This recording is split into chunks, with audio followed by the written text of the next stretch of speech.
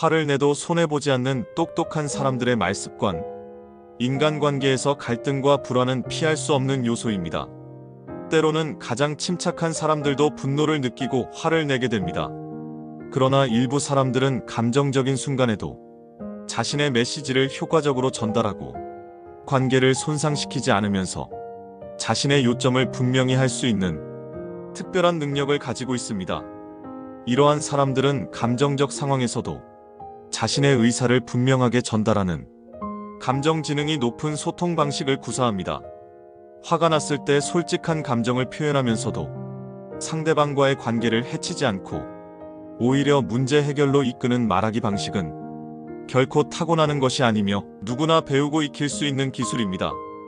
이런 소통 방식은 개인적인 관계뿐만 아니라 직장에서의 동료 관계, 리더십 발휘, 협상 상황에서도 큰 도움이 됩니다. 감정을 억누르는 것이 아니라 감정을 인식하고 적절하게 표현하면서도 생산적인 대화를 이끌어내는 방법을 아는 것은 현대 사회에서 매우 중요한 역량이 되었습니다. 여기서 잠시만요. 여러분의 구독과 좋아요는 큰 힘이 됩니다. 소중한 응원 부탁드려요. 첫째, 감정 지능이 높은 사람들은 나 메시지를 활용합니다. 화가 났을 때 우리는 자연스럽게 너는 항상 늦어 또는 너는 절대 내 말을 듣지 않아 와 같이 상대방을 비난하는 너 메시지를 사용하게 됩니다. 그러나 이런 표현은 상대방의 방어적인 태도를 불러일으켜 대화의 단절을 가져올 가능성이 높습니다. 대신 감정 지능이 높은 사람들은 나는 약속 시간에 늦게 되면 소외감을 느껴 또는 내가 이야기할 때 주의를 기울이지 않는 것 같아서 무시당한다고 느껴와 같은 나 메시지를 사용합니다. 이러한 표현 방식은 상대방을 직접적으로 비난하지 않으면서도 자신의 감정과 경험을 솔직하게 전달할 수 있게 해줍니다. 나 메시지는 상대방이 방어적인 태도를 취하지 않고 당신의 입장과 감정을 이해할 수 있는 여지를 만들어줍니다. 이 방식은 특히 가족관계나 친밀한 관계에서 매우 효과적입니다. 예를 들어 배우자가 집안일을 돕지 않아 화가 날 때 당신은 항상 집안일을 내게만 떠맡기고 아무것도 하지 않아 라고 말하는 대신 나는 혼자서 모든 집안일을 감당할 때 지치고 무시당한다고 느껴라고 표현하는 것이 훨씬 효과적입니다. 이런 방식으로 말하면 상대방은 당신의 감정을 이해하고 문제 해결에 동참할 가능성이 높아집니다. 나 메시지는 자신의 감정에 대한 책임을 지고 상대방을 판단하거나 비난하는 대신 자신의 경험을 공유함으로써 서로 간의 이해를 증진시키는 강력한 소통 도구입니다. 둘째, 똑똑한 대화자들은 감정을 인정하고 명명합니다. 화가 났을 때 많은 사람들은 자신의 감정을 억누르거나 부정하려고 합니다. 그러나 감정을 무시하는 것은 오히려 그 감정의 강도를 높이고 나중에 더 큰 분노 폭발로 이어질 수 있습니다. 감정 지능이 높은 사람들은 자신이 느끼는 감정을 정확히 인식하고 명명하는 능력이 있습니다. 나는 지금 화가 나 있어 또는 나는 실망감을 느끼고 있어라고 자신의 감정 상태를 분명히 표현하는 것은 감정을 관리하는 첫 단계입니다. 이러한 감정 인식과 표현은 뇌의 전두엽을 활성화시켜 감정적인 반응을 조절하는 데 도움을 줍니다. 심리학자 매슈 리버만에 따르면 감정에 이름을 붙이는 행위는 정서적 레이블링이라고 하며 이는 감정의 강도를 줄이고 더 명확하게 사고할 수 있게 해줍니다. 또한 자신의 감정을 인정하는 것은 상대방에게도 당신의 상태를 이해할 수 있는 맥락을 제공합니다. 직장에서 동료가 회의 중에 당신의 아이디어를 무시했을 때 나는 방금 내 의견이 무시당했다고 느꼈고 그것이 나를 화나게 했어라고 말하는 것은 상황을 악화시키지 않으면서도 자신의 감정을 적절하게 표현하는 방법입니다. 감정을 인정하고 표현하는 능력은 자기 인식의 중요한 부분이며 이는 감정 지능의 핵심 구성 요소입니다. 셋째, 효과적인 소통을 하는 사람들은 구체적이고 행동 중심적인 피드백을 제공합니다. 화가 났을 때 우리는 종종 일반화하거나 과장된 표현을 사용하게 됩니다. 항상, 절대로, 모든과 같은 극단적인 표현은 상대방을 방어적으로 만들고 실제 문제에서 벗어나게 합니다. 감정 지능이 높은 사람들은 구체적인 행동과 그 영향에 초점을 맞추어 피드백을 제공합니다. 예를 들어, 너는 항상 나를 무시해라고 말하는 대신 오늘 회의에서 내가 의견을 제시했을 때 당신이 끼어들어서 내 생각을 끝까지 설명할 수 없었어. 그것이 나를 소외감을 느끼게 했어와 같이 구체적인 상황과 행동, 그리고 그것이 미친 영향을 설명합니다. 이러한 구체적인 피드백은 상대방이 자신의 행동을 이해하고 변화시킬 수 있는 명확한 정보를 제공합니다.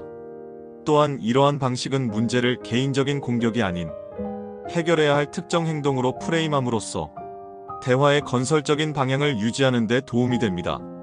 구체적이고 행동 중심적인 피드백은 직장 환경에서 특히 유용합니다.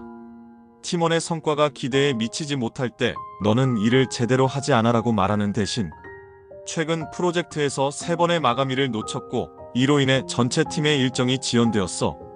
앞으로는 어떻게 일정을 더 잘 관리할 수 있을지 함께 고민해 볼까? 와 같이 구체적인 사례와 해결책 모색에 초점을 맞출 수 있습니다. 넷째, 상황과 감정을 분리하는 능력은 감정적 소통에서 매우 중요합니다. 화가 났을 때 우리는 종종 상황과 감정을 혼동하여 사실보다는 감정적 해석에 기반한 판단을 내리게 됩니다. 감정 지능이 높은 사람들은 이것은 내가 어떻게 느끼는가와 실제로 무슨 일이 일어났는가를 구분할 수 있습니다. 그들은 당신이 나를 무시했어라고 말하는 대신 당신이 내 이메일에 응답하지 않았을 때 나는 무시당한다고 느꼈어라고 표현합니다. 이렇게 함으로써 상대방의 무시에 대한 자신의 해석을 사실과 분리합니다. 이러한 분리는 오해를 줄이고 더 건설적인 대화로 이어질 수 있습니다. 상대방은 난 너를 무시하려고 한 것이 아니라 이메일을 보지 못했어라고 응답할 기회를 갖게 됩니다. 이런 방식은 특히 다문화 환경이나 원격 소통 상황에서 매우 중요합니다. 문화적 차이나 비언어적 단서의 부재로 인해 오해가 생기기 쉬운 환경에서 감정과 사실을 분리하는 능력은 불필요한 갈등을 예방하는 데 도움이 됩니다. 다섯째, 감정 지능이 높은 사람들은 적절한 경계를 설정하고 필요할 때 단호함을 보입니다. 화를 내지 않는다는 것이 자신의 경계를 지키지 않거나 부당한 대우를 수용한다는 의미는 아닙니다. 효과적인 소통자들은 존중받을 가치가 있는 자신의 필요와 경계를 분명히 하면서도 공격적이거나 적대적이지 않은 방식으로 이를 표현합니다. 나는 이런 식으로 대화하는 것이 불편해. 우리가 서로를 존중하면서 이야기할 수 있었으면 해와 같은 표현은 자신의 경계를 분명히 하면서도 상대방을 존중하는 방식입니다. 단호함은 공격성과 다릅니다. 단호함은 자신과 타인 모두를 존중하는 균형 잡힌 소통 방식입니다. 직장에서 상사가 지속적으로 당신의 개인 시간을 침해한다면 저는 제 업무에 헌신하고 있지만 개인 시간도 중요하게 생각합니다. 앞으로는 긴급한 상황이 아니라면 근무 시간 외 연락은 피해 주셨으면 합니다와 같이 단호하게 자신의 경계를 설정할 수 있습니다. 이런 방식의 소통은 자신을 보호하면서도 관계를 유지하는 데 도움이 됩니다.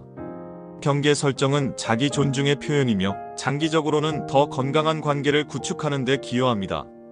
감정 지능이 높은 사람들의 말하기 습관은 단순한 테크닉이 아니라 깊은 자기인식, 감정 조절 능력, 그리고 타인에 대한 공감에서 비롯됩니다.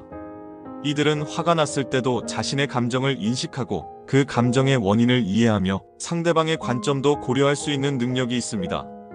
또한 그들은 감정이 고조된 상황에서도 자신의 궁극적인 목표를 기억하고 그 목표에 부합하는 방식으로 소통하려고 노력합니다. 이러한 소통 방식을 개발하는 것은 시간과 연습이 필요한 과정입니다. 처음에는 특히 감정이 고조된 상황에서 이러한 기술을 적용하는 것이 어려울 수 있습니다.